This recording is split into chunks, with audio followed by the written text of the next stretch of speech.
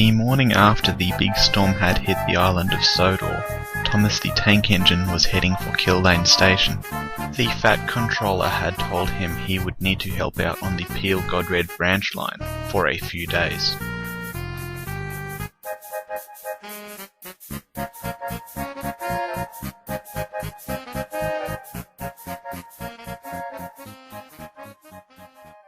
A few seconds after he had stopped, Thomas noticed something odd.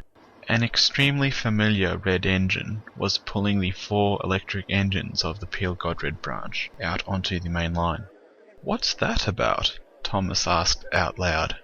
"They're being taken to the works for a service," replied the station master. "But don't you need them here?" Thomas asked, still confused. "The electrical substation that powers the overhead wires was struck by lightning last night. The replacement transformer won't arrive for a couple of days." "So that's why you need us here," replied Thomas. "Yes, you'll be handling passenger trains along with Stepney, and James will be looking after freight traffic." Thomas chuckled. "James won't like that," he said. Thomas had been right. When James returned, he was dismayed to find out he would be handling trucks. "Dirty goods trains. Why can't Henry take them?" "James, you know I'm too heavy to go on branch lines," Henry replied. "But won't you still need me on the main line to handle my regular trains?" James asked hopefully. "I'm sorry, James, but there's another engine coming in to fill in for you while you're here." That was the last thing James wanted to hear. He didn't say a word as he was coupled up to the goods train. "Stupid trucks," he grumbled as he pulled out.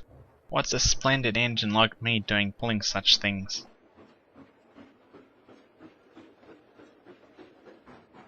He was glad to finally shunt them into the goods shed at Peel Godred.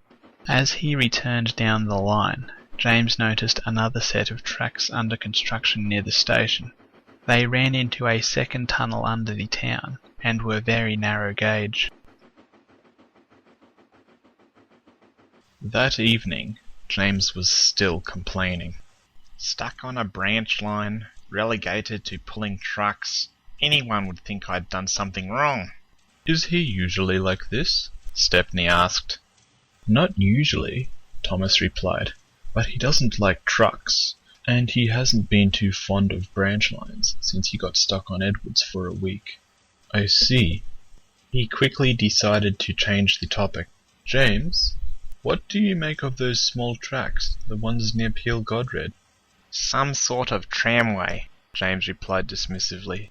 "They're too small to be a real railway." "Actually, James, it's the Arlesdale Railway. I was at their grand opening a couple of years ago," Thomas said. "Nonsense," James replied. "With wheels that narrow, they'd overbalance on the first curve. And where would their drivers sit, anyway?" Thomas didn't reply, but a knowing smile crossed his face.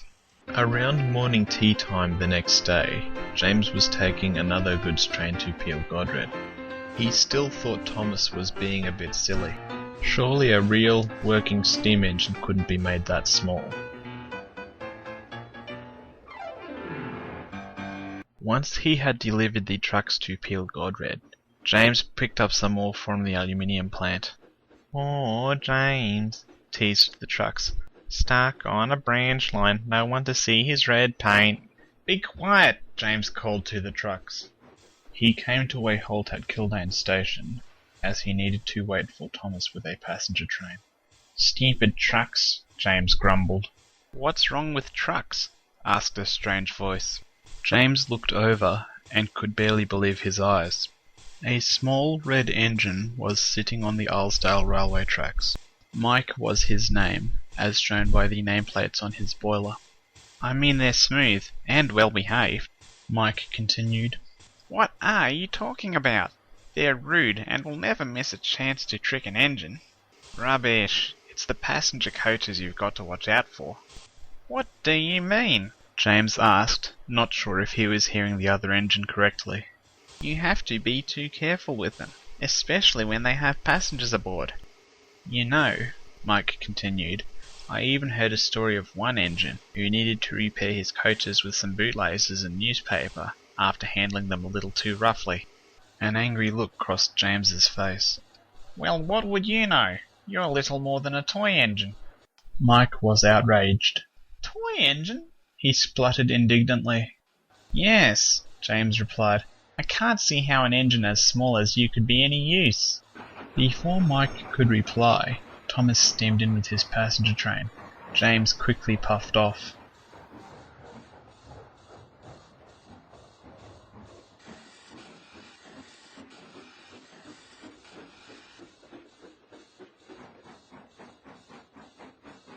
A couple of hours later, Mike steamed angrily into the yard at Alsborough West.